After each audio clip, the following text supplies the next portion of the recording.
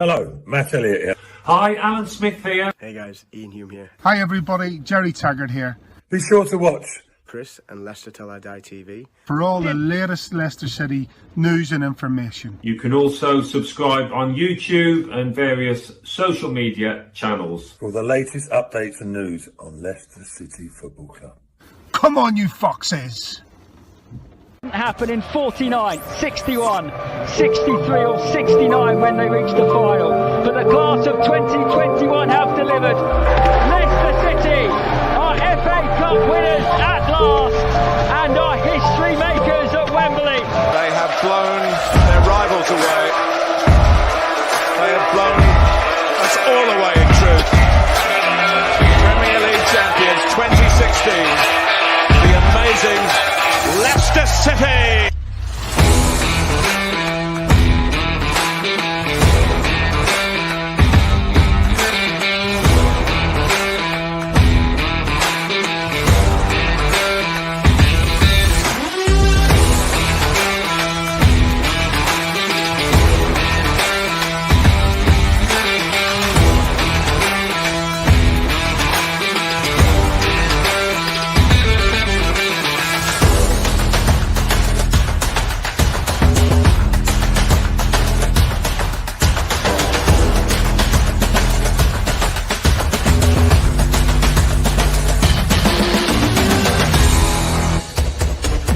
Till I Die TV, your first choice for everything Leicester City. Tune in and join in now. Right, Chris. All right there. How the devil are we all? I'm back. It's been about 50 minutes. I'm back from outer space, as they say. And it is Monday night, 9 o'clock. It can only mean one thing. It's the weekend review.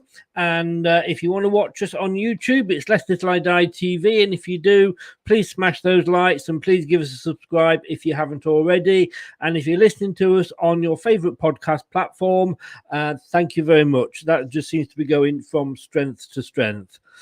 Well, what a good weekend. What a good week. Let's be honest with you. Progressed in Europe, got a win against what was a potential banana skin. You know it's not going to last, but that's Leicester City. Why don't you just do this with us here now?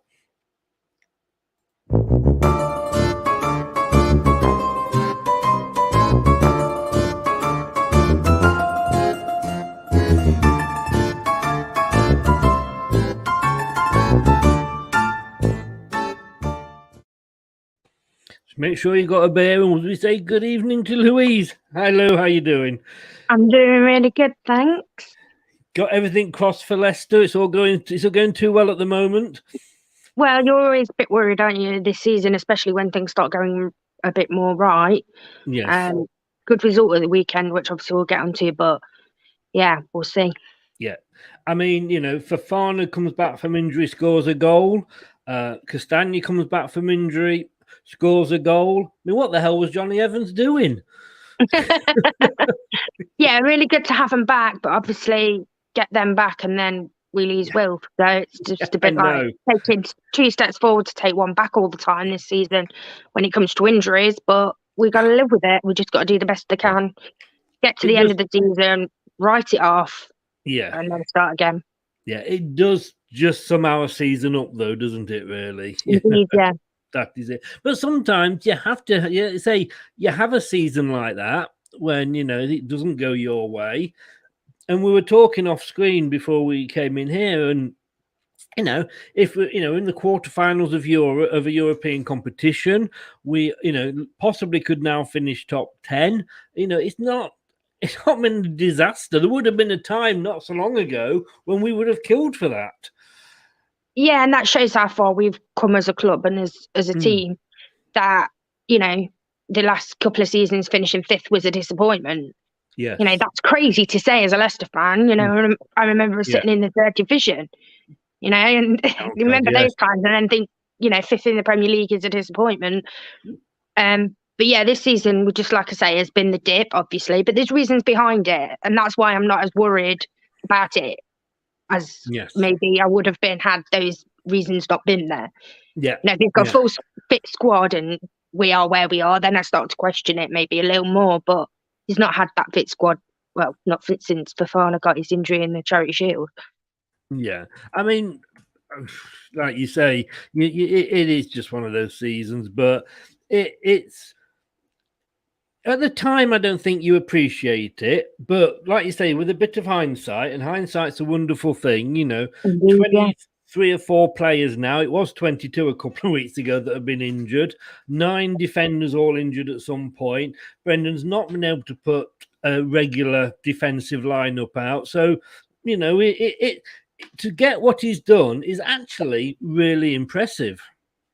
Yeah, and I think that's what you have to remember. You know, no one's happy with the way the season's gone, and that'll include Brendan himself. He's not going to be happy that they're sitting bottom half of the top half. No. That's not going to be good. You know, that's not where he wants to be. But again, it's been a real hard season, and Europe probably hasn't helped in that respect, in the sense of we've had more games to play with less players because of injuries. Yeah. But you can't pick and choose when you're in a European tournament, especially getting to the quarters and semi-finals. You can't pick and choose when that happens to you. You have to just take the rest of it when you've got it, and have done so far. So yeah. No, you're definitely right there. Well, it wasn't exactly a busy weekend for league football. No. I believe there's a couple of sort of cup games in there, but we're not bothered about that cup anymore this season, are we? It's a meaningless trophy this season, you know. But we'll have a look at. So we'll go back to last Wednesday, because I think there's some games that were played that were sort of catch-up games.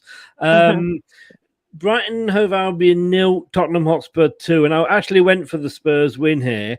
2 teams here, one of them that is just sort of going down and down, you know, they're really sort of hitting bad form at the moment, and one that seems to do the hokey cokey, win 1, lose 1, and shake it all about.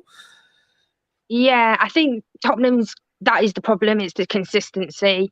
But I think Conte's getting things sorted out there. I think he's trying to do the right things, and I think the players maybe are kind of trying to play his way a little bit more. But when you've got Kane and Son in your side, then you've always got chances of winning games, because they're world-class players playing in but not playing in a world-class team, and that's the issue for them. I think Kane will probably look to go again this summer, and I think if he does go, then I think Son follows. Quite possibly, and I mean, he's given Tottenham a chance, hasn't he? I mean, when you look at, and I know there's all the memes about and the jokes and what have you, and, you know, Luke Thomas at 19's got 2 more trophies than Harry Kane has at whatever age he is. But, you know, he's got to be sat there thinking, what am I going to, you know, am I going to finish my career without having a major trophy? Yeah, and as time goes on, that's obviously more and more of a worry for him. But to me, are you happy where you are? Are you happy playing football there? Because if you can honestly say, yes, I love playing for this club, I love playing with the players I'm playing with, then you've had a good career. The trophies are just extra. Yes. I debate whether Harry Kane still wants to be at Tottenham. He pretty much made it clear in the summer that he didn't want to be at Tottenham anymore. So that's when you then say, well, no, you are wasting your career because you're not enjoying what you're doing. Yeah. You might have all the money in the world, but you're going to work and not enjoying what you're doing. And that's not fun for anybody. I agree totally. And if, you could say, in fairness to him, maybe he's given Tottenham 1 more season to try and, you know, sort it out. But, you know, it's I wonder how much that was him though, and how much was Levy, because I think he priced him out when Man City bought Grealish. I said then there's no way they're buying Harry Kane as well. Not at the price that Levy was going to let him go for. No. And that kind of came I'm just true. thinking Conte's a very strong manager, and I think, you know, if he sees he's got players that aren't wanting to be there, you know, I think he's got the kind of attitude that will be, well, look, you know, if you don't want to be here, I don't want you to be here. Yeah, I think so. And I think the way he plays and the way he sets his teams up, he needs all the players buying into it. He needs all the players working hard for him and the team. Because if one or two aren't, then the systems don't work and the way he plays doesn't work. Yeah. So yeah, definitely, it will be crunch at the end of the season. But if Conte does lose Kane, he will expect that money back to go and buy a replacement and to buy more players for the squad. Whether he gets that from Levy is debatable. Yeah, and you know, they only lost 1 in 5, and that included a 5-0 drubbing of Everton. But Brighton, we seem to talk about this every week. You know, they are. I think they're going to be safe, but they are slipping down that table at an alarming rate. Still, you know, haven't won 1 in 5, and they've got Norwich up next. Well, that should be a win for them, shouldn't it? Because everybody in this division should be beating Norwich. Yes, with no disrespect to Norwich.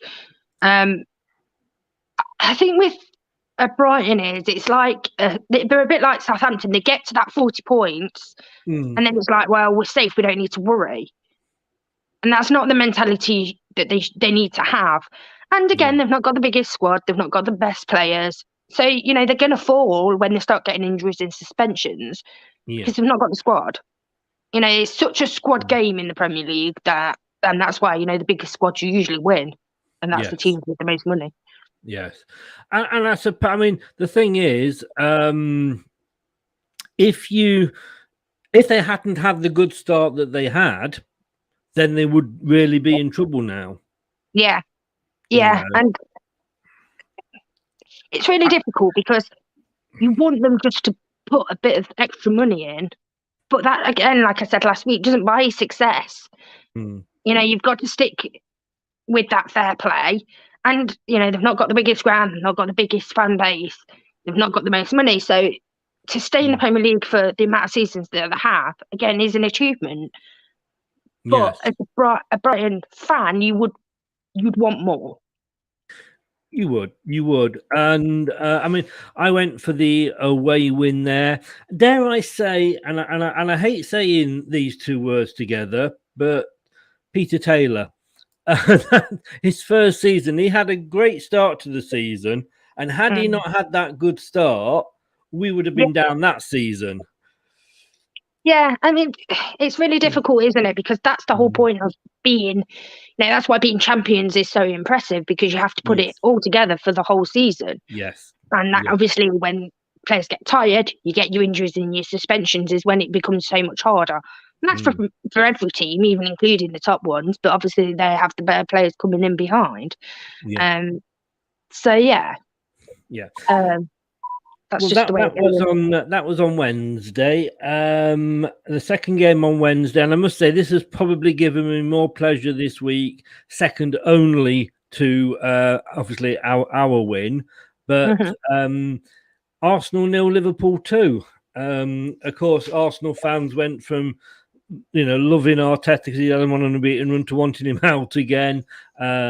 Liverpool, by all accounts, weren't the best team of the two. The Arsenal were unlucky, but you know, it's no good being on top if you're not going to win. Because as Brad always says to me, the only stats that matter at the end of the day is the scoreline. And Liverpool, reminding me, and you're way too young, but remember the sort of days of Bill Shankly era at Liverpool. I am old enough to remember it, and you know they would just soak it up and they'd pass it and they'd wait and and they'd get the win. And I'm, you know, there's a point now between them. It is really getting exciting. Yeah, I mean, at the end of the day, I don't think Arsenal played badly in that game. And I think what Arteta has done there needs to be applauded because they won again at the weekend against Villa. So things are on the up for Arsenal, 1,000%. And the fact that they're even being talked about in that top 4 conversation again shows what a good job Arteta's done, because that wasn't happening for those seasons in between him and Wenger. So definitely on the up, got a young squad. It'll be again in the summer. Who they keep, who they let go. Obviously, they've already got rid of Aubameyang, which I don't think they're missing particularly at all, although he's doing well where he is. I think he was a bad apple as much as anything, wasn't he? Yeah, and that's as important what happens off the pitch as what happens on it. And to be fair, he wasn't shining on it either. No. And I think, you know, it's I think, Arsenal fans looking at it wanted instant success. We're never going to have it instantly. And Arteta slowly, like you say, he's got rid of the troublemakers. He's putting his own stamp on the team. They started off badly, three games, no points. But like I say, now when you look at it, fourth really is almost theirs to lose, if you like. I mean, Tottenham are 3 points behind, but they have got a game in hand. So, yeah, it's going to be interesting. It's really close. And that top four positions are as close as the actual championship is now. Those top two, I think, are pulling away. They're going to fight it out for the league title, but that just below them, at the end of the day, it's still really tight. And I really, really, really want Arsenal to get it. I don't want Spurs in the top four at all, but they have got the team, and when, like I said before, when you've got players like Kane and Song in your team, then anything can happen. So yes, I mean, I'm going to. I'd want neither of them, and I wouldn't want Man United either. So I'm going right the way down to West Ham and Wolves for me for four. Chris, good evening. How the devil are you, sir? They played better since Uber left for Barker. Yes, Barca. Yes, they have. I think, like I say, I think he was just a troublemaker, and I think Arteta's shown his strength there and said, right, I want you out, and he has done. But I mean, and I say at the top now, I mean, it's gonna be tight. I mean, Manchester City 70, Liverpool 69, played the same games since this one, and Liverpool have got Watford, Man City have got Burnley. Luca, good evening. You just came in as we were finishing talking about the Arsenal game. He's an Arsenal fan, is Luca. Hope you are well, sir. I mean, you'd look at that, and probably it could be a difficult game for either of them. It's not, Watford can win the odd game, and Burnley can be tough. Yeah, there's always kind of slip-ups. I don't think either of them will go to the end of the season without dropping points. I don't see it being this weekend, if I'm honest. I think both teams will win this weekend. But it's just exciting because it's close, and as a neutral in that, we don't have a horse in that race, so to speak. It's way more interesting than Man City just running away with it. Yes, which is what we thought was going to happen. I think it was, but then you look, like say, Liverpool haven't lost in God knows how many, certainly not the last 5, and Man City, they've only won 3 of the last 5. But it's made it exciting for the rest of us, and I'm still not sure who I want to win it, to be honest with you. But it's. I think Liverpool, like you say, should beat Watford. Manchester City, I'm sorry, the Watford game is at Liverpool as well, but the Man City Burnley game is at Burnley, so it's going to be interesting. Yeah, they've got to stay on the metal, both teams, Arsenal and Man City. They've got to concentrate on what they're doing and play well, otherwise they'll get beat. And that's the same for any team in the Premier League. If you're not on your metal on the day, then you're going to get beat. Totally. And like I say, one slip up and it could be, end of the road for them. Anthony, good evening to you as well. My God, you get one Arsenal fans are like buses. You get one coming and then 2 of them come in at the same time. Chris makes a very, very valid point here. The big game is when City and Liverpool play each other. That could be the decider. And I think whatever's happening, everybody's going to be trying to get round a screen to watch that game, I think. We move on then to the next night. Now, I didn't see this coming. I'm sure Frank didn't see a broken hand coming either, but he did. That shows how. I mean, you look at that and you think, well, all right, because Newcastle were literally on a run that. Virtually, you're thinking they're safe now. Everton the other way, and that match kind of sums up the whole season for me. That everybody's beating everybody when it comes to it, and then Everton go out and get stuffed in the FA Cup by Palace. But I know, as you can see, I'd gone for a draw here. I thought Frank would have them Everton up for it. in front of their own crowd. But I didn't see this one coming. Did you?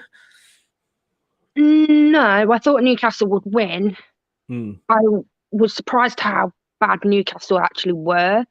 Yeah. I don't think Newcastle played particularly well, and maybe they are having that little wobble of, okay, we're not mathematically safe, but we're safe. Yeah. You know what I mean? They're thinking they're safe rather than just keeping that mentality of we need to win, we need to win. Everton played well, and then again, win the game, brilliant, and then in the FA Cup get absolutely mauled by Palace, and it's just like, so up and down. It must be so frustrating for Frank. I'm not surprised it's, broke his hand, because I would have done it weeks before smacking a wall or something. You know what I mean? It's just up and down, up and down, up and down. And he's come out and really called out the Everton players. He's come out and said, the mentality is not good. No one seems to want to fight. We're in a relegation battle. No one seems to care. I'm not used to that. I'm a winner. And he's really called him out. And yeah, I think that's the bottom line of it. Frank isn't going to accept it. So they either need to change, or either he's going to be gone, or they are. Because we won't keep him if he doesn't think that they're at least putting the effort in and being as professional as he's been in his career. I mean, we don't know what's happening at Everton behind the scenes. We don't, they could end up with sort of, a fine or points deduction at the end of the day. But at some point, like with Arsenal, in fairness, the owners have got to say, this is our manager. We're getting behind him. Yeah. And if you're a troublemaker, you're the one that's going to be out the door. If you're not performing, if you're not giving 100%, if you're not committed, why should we get rid of the manager? I know, there's a new manager, etc., but he didn't do bad for that one season with Chelsea. But I think they've got to stand up and go, right, it's the players. Well, yeah, because you can't keep blaming it on the manager. They've had enough managers now where you kind of have to start looking at the players. And that's been my argument for a long time with Everton. When you've got managers who have different styles and they're still not playing well, when it's different mentalities of managers and different kinds of managers, young and upcoming managers that have managed forever, nothing works, then you have to start looking at the players. Yeah. Players that have been brought to Everton on a lot of money, for a lot of money, should be playing better. I'm not saying Everton should be winning the league by any stretch, but they should be, top half of the table. They should certainly not be involved in a relegation battle. No, not at all. Spencer, good evening. How the devil are you, sir? Something seriously wrong at Everton from the bottom to the top. There is. I think that there totally is. I think the owners, and whatever you say about the owners at Newcastle, it's politics. I'm only concerned about the football side, and they seem to have a plan. They seem to have a proper plan in place. And like with Leicester, when everybody was shouting for Brendan out, I think Brendan's got probably a 4 or 5 year plan. Well, if you don't let them have complete it, then you've just wasted 2 or 3 years. And Everton, they have gone through the managers quite quickly, and at some point, the players are going to be there thinking, we're safe. The manager will go if we go down, and it's got to turn around at some point. Yeah, there's got to be some sort of kind of professional pride almost, because any team can lose in the Premier League. Any team can lose in the Premier League, but all fans want is a team to go out and play with passion, pride, and as best they can. And Everton are not doing that. No. And the Evertonian fans deserve that, because they go every week, even though they're playing crap, every week or every other week to watch them. When they could be going across the road to Anfield and actually watching decent football, they don't, because they're Evertonians and they go to watch Everton. They go to Goodison. So, again, really frustrating for them. Obviously, Chris's mum is an Evertonian, and I've got a friend who's an Evertonian, and they both, feel the same way. That it's just not acceptable. It's not the way it should be for a club of Everton's size. Yeah. And Chris again makes a very good point there, because I look back on the evolution of Leicester City, and not everybody agrees with him, but I think one of the best things that happened to us was actually dropping into the third tier. you know, we had a clear out. We got Pearson in. You know, had we stayed up that once, you know, that by the skin of our teeth that season, would what happened have happened? I don't think it would have done. And sometimes I think it's good to take a step back, to take a step forward, have a clear out, you know, almost sort of draw a line and start again. And I think it like Chris says, it might well be a blessing in disguise. My only kind of issue with that is Leicester got up because they had backing. Leicester were in the Premier League because they got backed to be in the Premier League. And that's my only concern with Everton. If they were to go down, would they get that backing to come back up? Would they get, you know, because they've also got to think this new stadium is costing a lot of money. It's going to be absolutely awesome when it's done, but it's costing a lot of money that is going to have to be found from somewhere. If they do fall down to the Championship, obviously everything that they get is halved.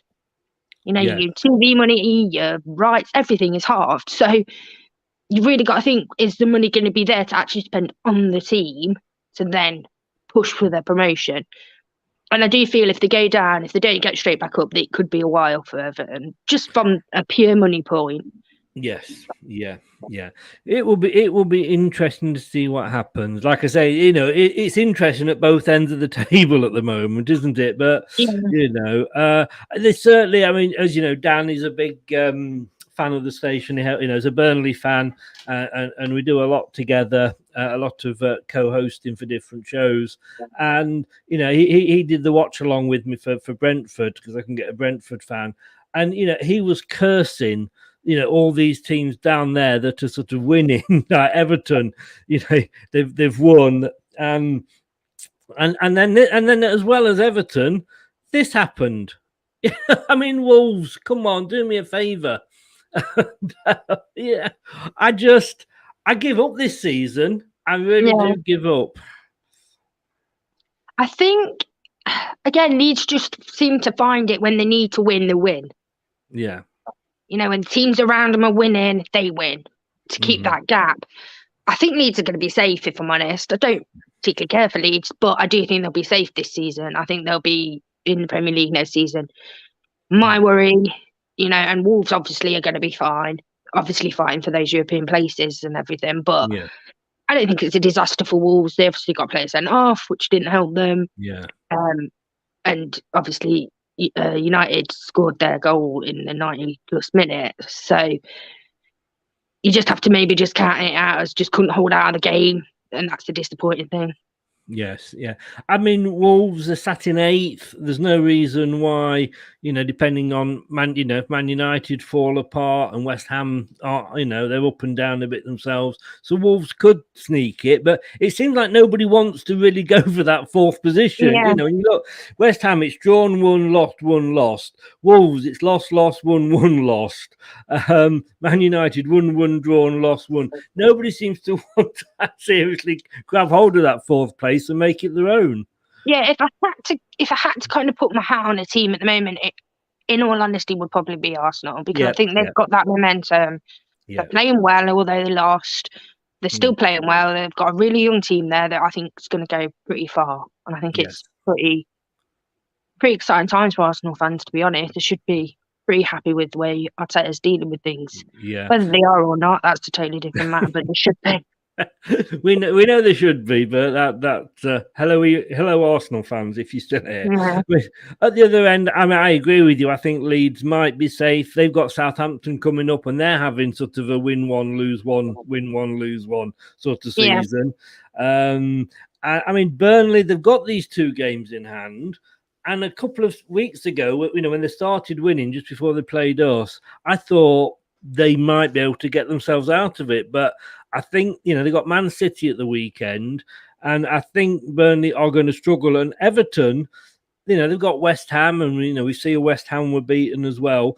But, you know, they're on the same number of games, 27. It is the proverbial duck's bottom down there, isn't it? Yeah, that's the thing. Like, every game counts. Every game is a cup final at this stage of the season, especially for those teams that are in that relegation battle, because that is life and death stuff. That's starting with the Premier League, you know, their status. So that's way more scary than getting into Europe or not.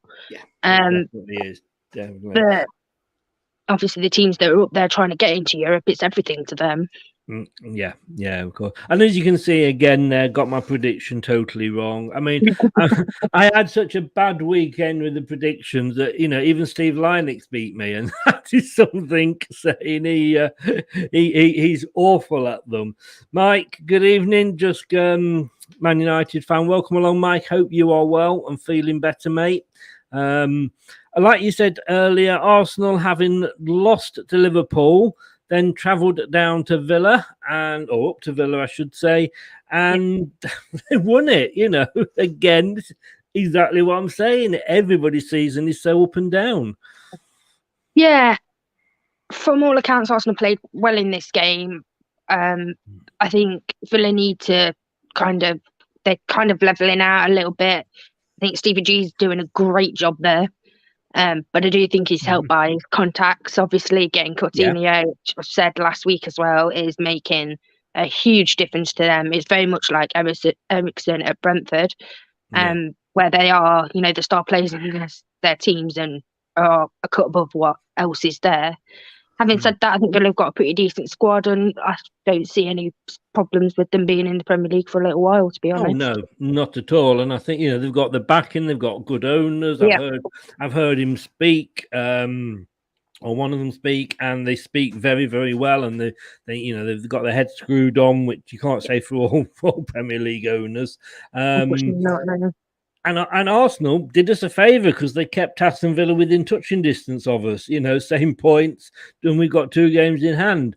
And they've got Wolves coming up. So that's a big one because that's going to be sort of 8th versus 9th. So that'd be interesting to see how that goes.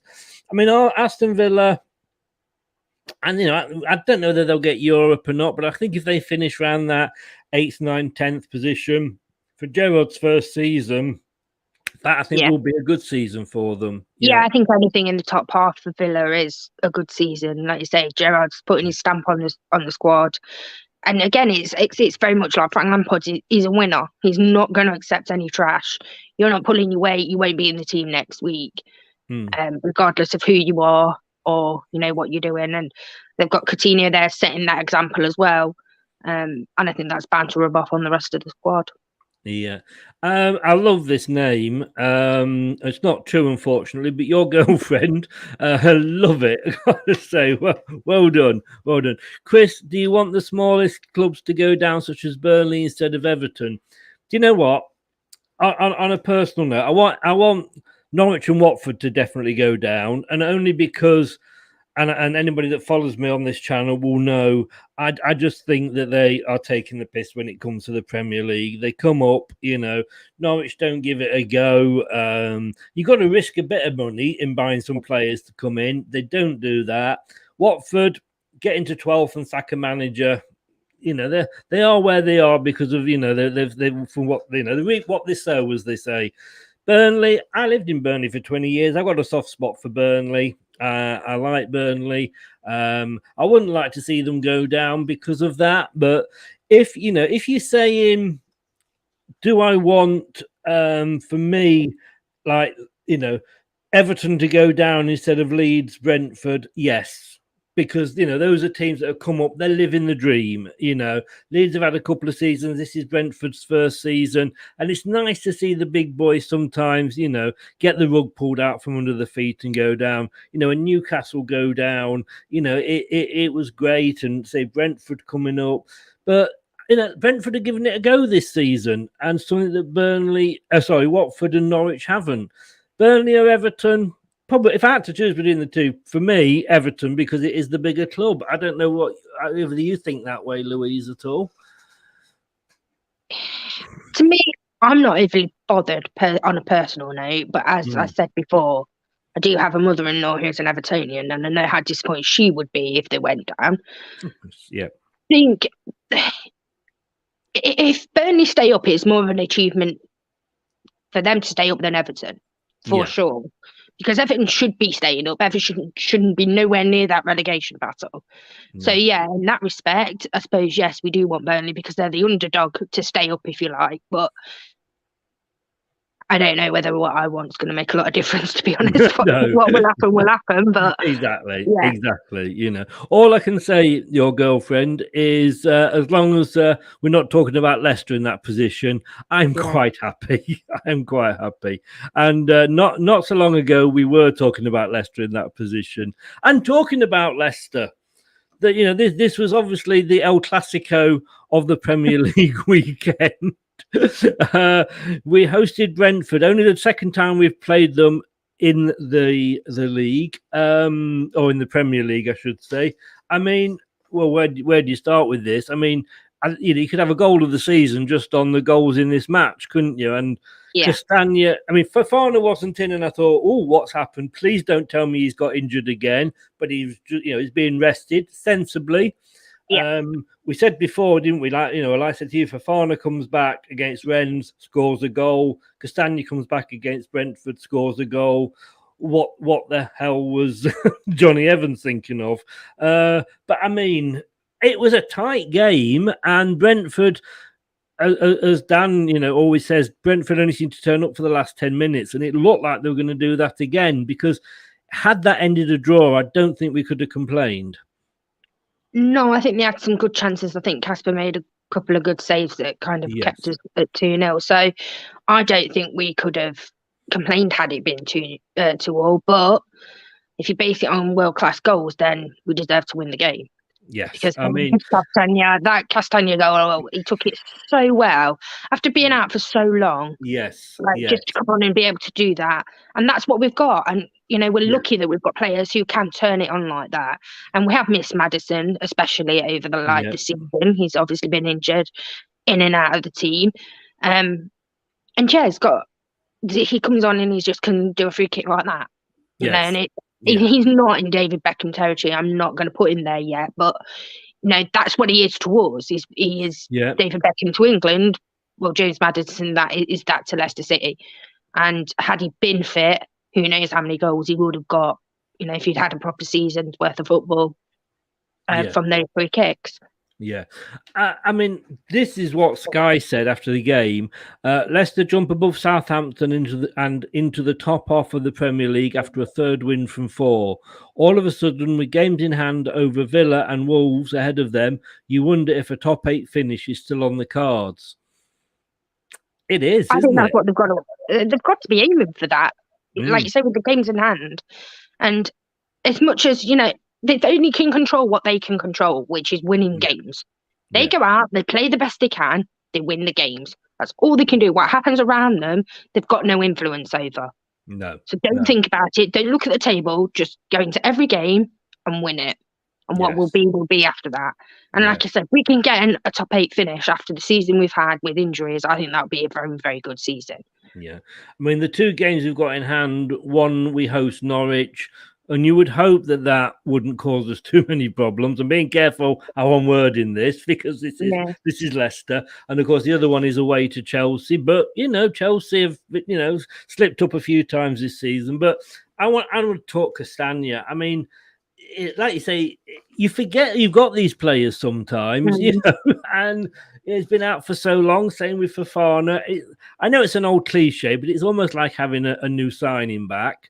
But honestly, that goal, I mean, I know Maddison's was good, but that was, you kind of think Maddison's going to do that, but I don't. If it was the other end, Casper, nobody's saving that. Gordon Banks on his day wasn't saving that. That was I don't think the goalkeeper's at fault by any stretch for either of those goals that we scored.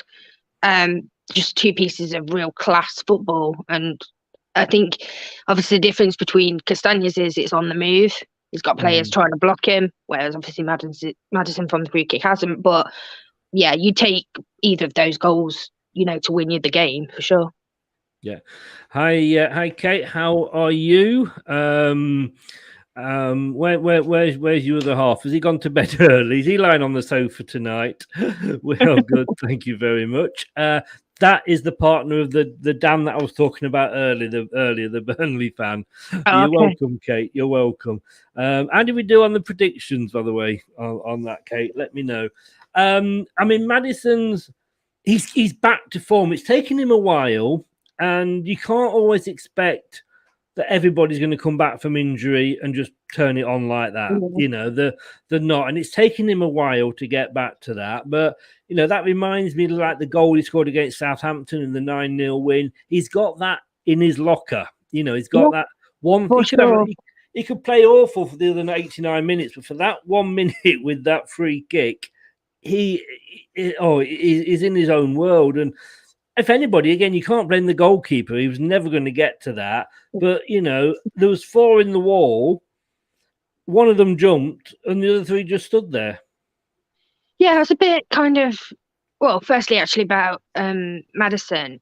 He's been very open about how mentally he struggled actually with injuries and how he's found it hard to get back into the kind of right frame of mind to be playing football, which I think the club have helped him with. And maybe that's why we're seeing this upturn in form. It's actually not because of what's happening on the pitch. It's what's happening off it with the psychological stuff. But yeah, it was really weird because they've obviously not planned it. I don't know what the plan was. Because if you watch Leicester, you know what Maddison's doing with that free kick. Yeah. He's going to try and place it. He's not going on the ground. So, yeah, it was weird to me. And someone on Sky was saying, like, these guys are 6 foot. If they jump, they're 7 foot. To then get it over and down is a lot harder than what it was for him because they didn't jump. No. But I won't take it away from Maddison because it was they didn't have the windbreak or whatever they call it, the carton, the doorstopper behind the defence. So they could have, I don't know. Like I say, that's for them to worry about. That's what I mean. They obviously didn't think it was going low because if they did, they would have put the doorstop there. Yes. They must have assumed he was going to place it and then they just didn't jump. Yeah, I don't know what was going on there, but like I don't want to take anything away from Maddison because it was an excellent superb goal.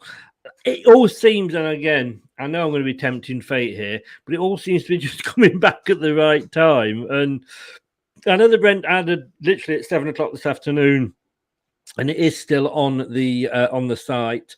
I had a Brentford fan on, and he thought Maddison brought the free kick, but then you still have to defend it. If it's given, you have to put that in the back of your mind and defend it. And maybe that's naivety from Brentford with them being new. Maybe, maybe a little. Yeah. But at the end of the day, I can't sit here and say we didn't deserve to win that game. No. But I can't say we deserve to win it either. I can't say we deserve to win it. It's kind of one of those where on a different day we could have lost it. Yes, yeah. Kate, it's just a chilled one tonight. It's been a long day. I believe, you took she took Dan on a long walk.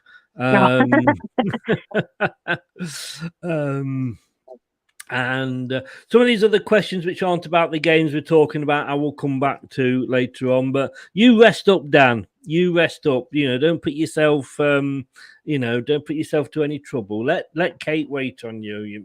You're good at that. If you're not doing anything this Saturday, by the way, 26th of March, there's just a little England friendly going on. But 11 a.m. till 1 p.m.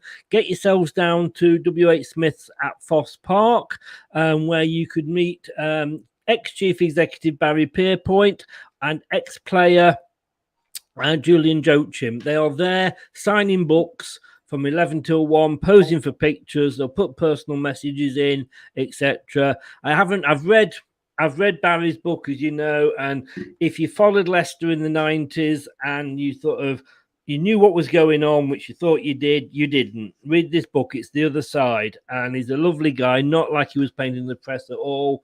Julian's book is on its way to me, so I'll let you know on that one.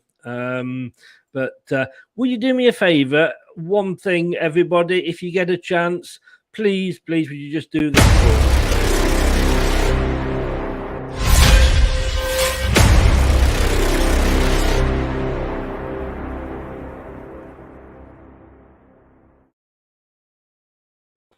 If you haven't yet, please do press that subscribe button on YouTube. The channel is Leicester Till I Die TV.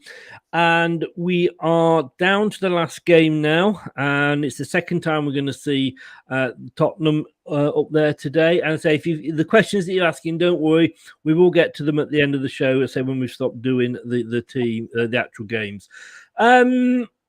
Well, as you see, I predicted this one as much as it hurt me to Tottenham, but it could have gone either way beforehand. But like you say, you've got, it wasn't Kane's time, so Son scored. They're always going to be one of the. If one doesn't get you, the other one does. Yeah, and like I said, when you've got that in your team, that attacking ability, you've always got a chance to score. You've always got a chance to win games. That's why strikers get the money. It's why strikers are, worth the most in transfers, because they can win you games, and obviously that's important. I do think West Ham were a bit unfortunate with the first goal. Obviously, was being that own goal. Yeah, but then Tottenham just seemed to push on and just went for it, and then obviously it went to 2-1. And then Tottenham scored again, and that was game over. Then West Ham had nothing left after that. That third goal, Tottenham goal went in. It totally deflated them, I think. So, but West Ham again had a great season. Wherever they finished this season, they've had a really good season. The kind of praise that they were given at the beginning of the season was probably more than they deserved, because they have fallen off. But that was to be expected. Do you think the size of their squad is a major contributor in that they haven't got the cover that other teams have? Yeah, I think it's because it's so difficult, because you don't want to just buy players for the sake of buying players to have squad players. No, you want them to have obviously some sort of class. But yeah, I think they need to buy over the next few years. They need to just get players in of good enough quality to be able to play in the Premier League. Because again, injuries that they get, suspensions they get, and just tiredness, like having to play a lot of games in the season has its impact on the Premier League. How many times do we see it where teams have a great season, get into Europe, and then the next season they completely fall off because they don't have the squad to deal with being in Europe? Yes. Do you think it's over now for West Ham and fourth? I mean, they're actually 8 points behind Arsenal, but they've played 2 more games. I gotta say, I think 8 points is a lot when you play 2 games extra. Yes. If they hadn't played the 2 games extra, then there's still a lot of the season to go. It's possible, but I think it probably has gone for them. But again, 5th, 6th, 7th. Oh yeah, I think Europe's definitely still on for them, but I think that 4th place, like you say, has gone. And of course, I mean, this is the second Tottenham mention today, which means only one thing. I've got to play this. It's time for the Daily Spurs.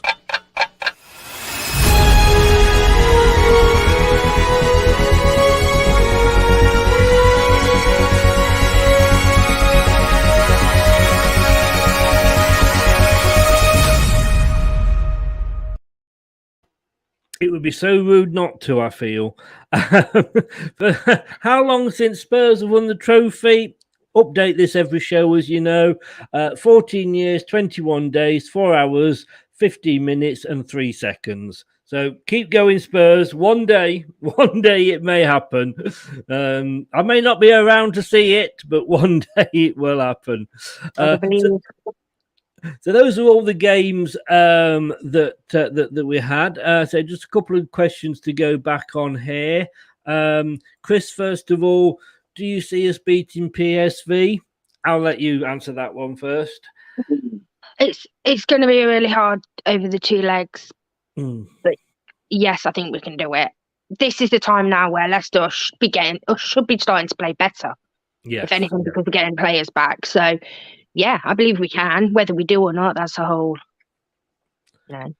It is. and it's a 2. He's getting into trouble, is Dan, I'll tell you. It's a 2-legged game. It's a cup game. The first leg again is at home.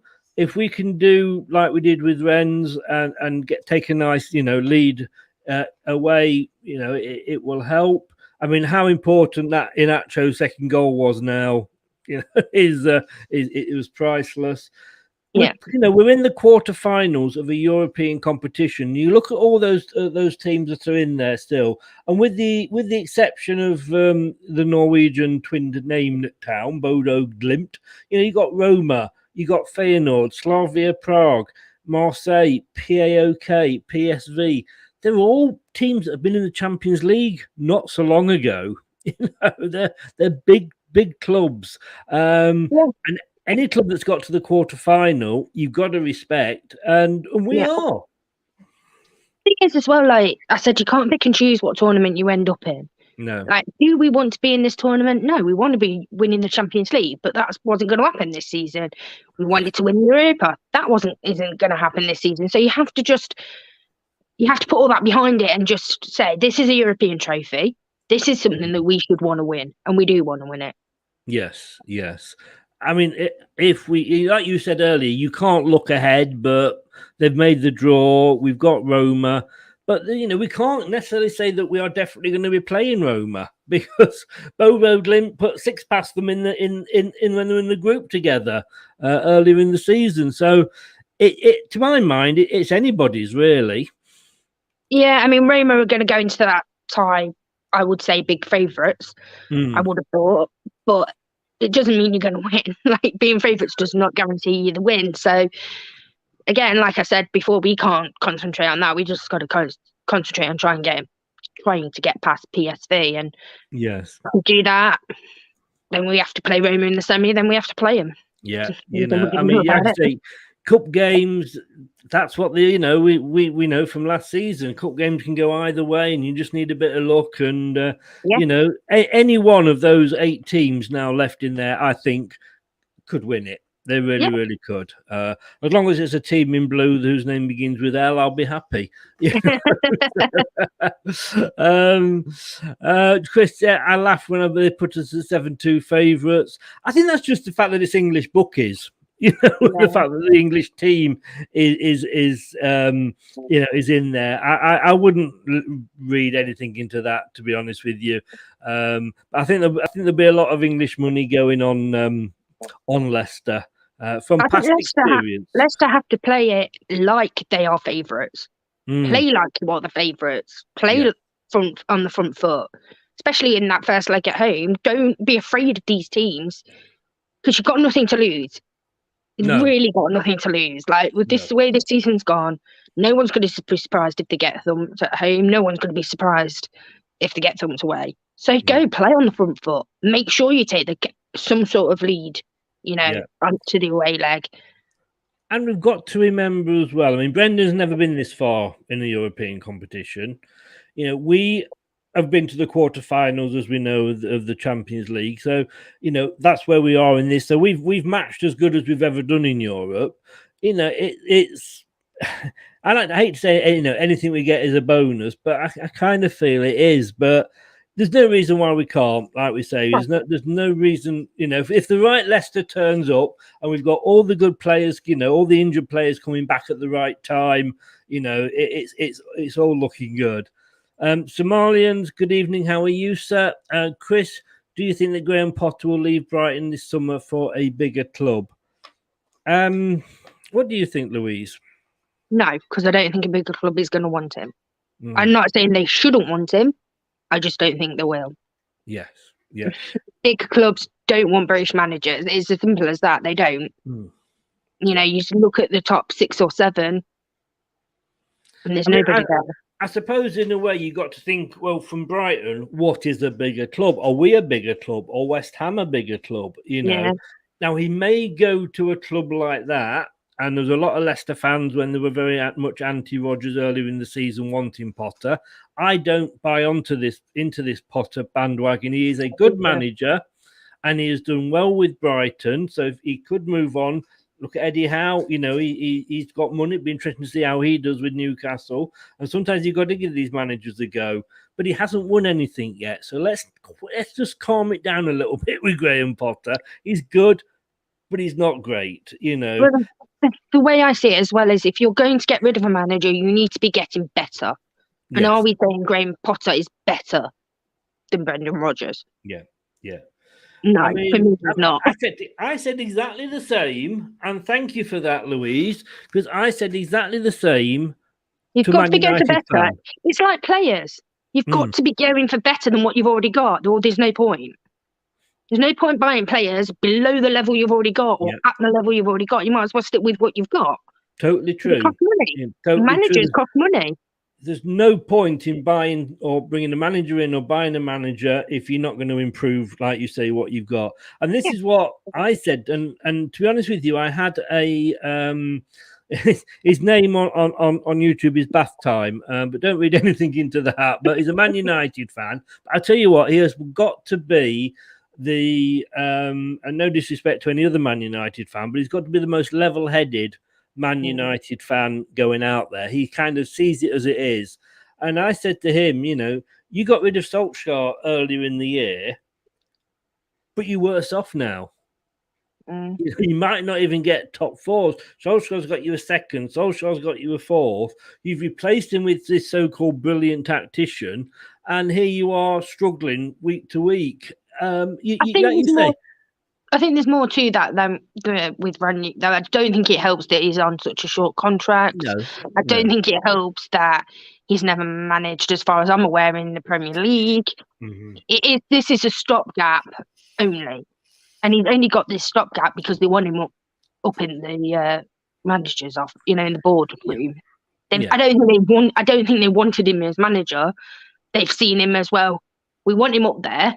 A way of getting him up there is to give him this little manager's job, and then he'll go up there and we'll get who we really want. But then you're thinking, like, will they get who they really want if they don't get Champions League football? No. And this is it. They've sacked a manager that was getting them Champions League football. They've brought somebody in short term, like you say, so the players aren't committed. We saw that with Pellegrini when we won the Premier League and they announced he was going. The Manchester City players just kind of packed up and got ready for the beach. And it was almost like they were placating the Man United fans after all the ESL that they were moaning about Solskjaer, so they got him away. But in what other business do you sack somebody and then have nobody in mind for that position for 6 months? Well, I think they probably did have somebody in mind. If I'm honest, I'm just not sure that person wanted to come. Well, but I'm completely honest about it. You can have who you want. If they don't want to come to your club, no, exactly. But again, wouldn't you think they'd have? Oh, and she's gone. Hello, goodbye. Hello. She may come back because this happened a little bit earlier before we went live. So yes, she's back. She's back. Sorry. There we go. Let's bring her back. No, I'm on don't my worry. phone and I pressed the wrong button. What was I saying? Yeah.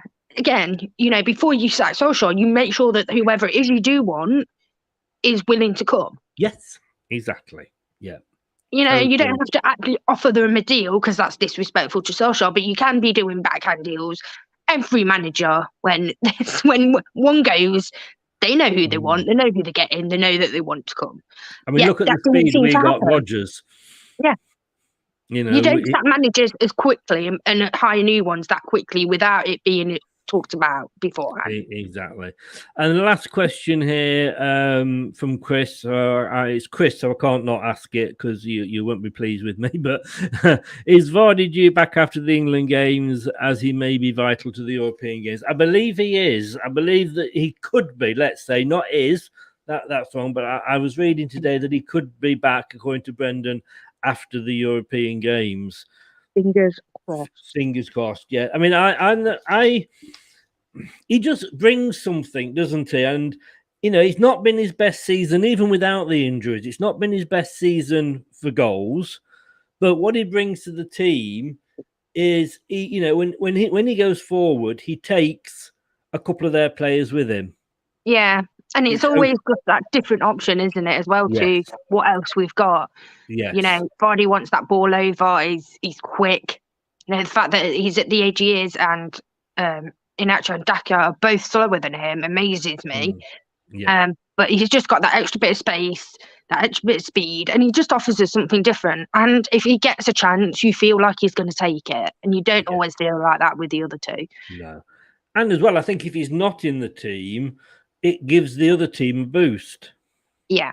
Yeah, they're looking at, Vardy's not in. Oh, thank God, because Daka, love him to bits, but he's not quite at that level yet, is he? He's still got to. No, I think he's got the potential to be. He has, definitely, yes. He works hard. But no, he's not there yet. But, he's still young and he's got plenty of time to improve, for sure. And I think as well, what I don't worry about with Daka is attitude. Like he seems to have that down. Like he seems to have a good attitude, very level-headed, knows what he wants to do, knows how successful he wants to be. And I feel very much like that's an African thing a lot of the time, because they are coming from a very different world to what we have here. They know what it's like, and they want to take the opportunities that they're given as well as they can take them, and get squeeze every ounce out of that opportunity. And I'll tell you what was nice, just last thing, very much last thing now, what was nice watching that Brentford game was seeing the Leicester players play with a smile on their face again. Yeah. Yeah, definitely. And, that not seen that for a long time. And it kind of shoots down all those that said, Brendan's losing the players and what have you. I don't think so. No. I don't think he is somehow, And the players have got their own kind of... obviously, they're playing for Brendan, but they're very much, we're a team, we're a family. Yes. When especially with what Fafana said, this is my family. I don't want to go anywhere. I'm happy right where I am. The club's there supporting me. The players are supporting me. The fans are there. I don't want to go anywhere, and that's great to hear because that's what we want. For our club. Just hope Tillemans is listening. Yeah. But he may see it, James Justin signed, Fafana signed, Ricardo signed. He may be looking at that and thinking, all right, who are we going to get new in the summer? I'm not gone yet, Yeah. I don't think he'll go in the summer. I think he wants Champions League football. He wants to play at the highest level, and so he should. Yeah. I don't begrudge that to any player. However, I'm not sure that he's going to go to a team that he's going to play in, again, every week, the way he does at Leicester. If he's fit, he plays. Yeah. If he goes elsewhere, he's not going to be guaranteed that. If he goes to a club that is going to guarantee him Champions League football, he's not going to be guaranteed that. And, if you've got to kind of weigh up what you want. If he doesn't go in the summer, though, will he sign a new contract? Otherwise, if he doesn't go in the summer and he doesn't, we are going to be on the bad end of a £40 million loss, aren't we? Yeah, I mean, if he says to the club, I want to go, then they're going to have to find somewhere for him to go. Because like you say, they can't afford to lose that amount of money. I don't think he's going to do that. I think he'll sign a new contract. And if he does stay and not sign a new contract, he's also putting himself in jeopardy. Because if he wants to get injured, we would then not have to pay him. That's so true. He would be putting himself at risk as much as he would, as we as the club would be. So I don't think that happening. Yeah, signing a new contract doesn't mean a thing these days, All you can do is put in a 50-60 million pound buyout clause, and the clubs that he wants to play for, which are Champions League clubs, would be able to afford that easily, Yeah, and then all parties are happy then, aren't they? He gets the move he wants, the club he gets to gets the player they want, and Leicester get the money they want. Everyone's happy. Exactly. And then we had 2 Arsenal fans in. We've got a third now. Chris, I bet you'd love there's a Premier League break now. Liverpool. On that note, Louise, thank you very much as always. Great information, great insight. We've got a week off, as Anthony alluded to there. No Premier League football. I got a little bit excited about England because I thought it was a World Cup game, but apparently it's just a friendly. Yeah. But, yes. I don't know about that. I'll see. I'll see if I'm washing what little hair I've got left. I'll watch the thing. All the best, and to yourself and to Chris, and we'll see you in a couple of weeks' time. Thank you very much. And stay safe. Bye, you too. Thank you. Bye-bye. Thanks to Louise there. Great girl. Brilliant. I love having on the channel. It's lovely to have her views, and she knows her stuff. Probably better than me. But then that's not hard, is it, really? Anthony, you missed the Daily Spurs. I'm sorry. What can I say? You've missed it. That's it. That's all. I can't do it again. It wouldn't be fair. That's it for tonight. I'm going to be back tomorrow. Sloppy seconds night again tomorrow. 7 o'clock. I've got Mike joining me, and because we've got a Premier Break weekend, we're going to be looking at League Ones and League Two. and just have a look down, see how they're doing, see what's happening, who might be coming up, who might be going down. England comedy show, yeah, definitely. League One, League Two. So just having a look down there, having a quick chat with Mike, whose other team is Newport, and is down there battling to get out of League Two. So that will be interesting. At 9 o'clock, we've got, well, it was called the Big Fat Football Quiz 2. It's now had a revamp. Basically, just giving it another name. It sounds good if I say revamp, doesn't it? It's now that is Keep Calm and Quiz. Keep Calm and just Quiz. It's the totally irrelevant. It has nothing to do with football at all. Let's be honest with you. It's 9 o'clock tomorrow, and it's Craig trying to hold on to his crown for a second week, taking on Rob from West Ham Forged from Iron channel. So we'll be doing that. And then on Wednesday, we have got Foxes Across the Pond at 7 o'clock on Wednesday, when I'll be talking to Canadian and American Fox and looking back at February and March, because we didn't get a chance to do it at the end of February, personal reasons for one of them. No, Anthony, no, I can't, I'm sorry. You'd have to cross my palms with a lot of silver. And then at 9 o'clock, this is the really interesting one. Championship review. We know who we think is going to be going down, but who do we think is going to be coming up to replace them? And I'll be talking to a Fulham and a Huddersfield fan, both of who are in the mix to come up. So that should be interesting. And then I've got a weekend off. It's my birthday next week.